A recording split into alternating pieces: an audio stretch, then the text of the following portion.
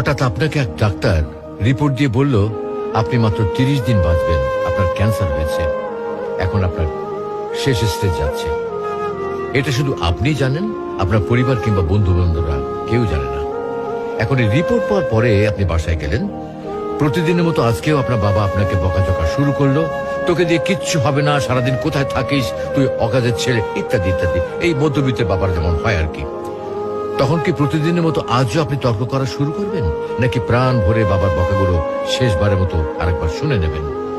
হঠাৎ আপনার মা এসে আপনাকে বলল, নে বাবা ভাতটা খেয়ে নে। আপনার মনে হবে এই বুঝি আপনার মায়ের শেষ হাতের খাওয়া, আপনি আর বাঁচবেন না। আপনি পরম তৃপ্তি নিয়ে খাবেন এবং আপনার কাছে মনে হবে এটা আপনার শ্রেষ্ঠ খাবার, যদিও ডাল ভাত হোক না কেন। আপনি বের হলেন, পুরনো এক বন্ধুর সাথে দেখা, আপনি যাকে মোটেও সহ্য করতে পারেন না, সব সময় তার সাথে কথা কাটাকাটি হয়, আজকেও সে আপনাকে কিছু কথা শুনিয়েও দিল। আচ্ছা, এখন কি আপনি তার সাথে তর্ক শুরু করে দেবেন? মোটেও না। আপনি হয়তো তাকে জড়িয়ে ধরবেন এবং বলবেন, দোস্ত ভালো থাকিস।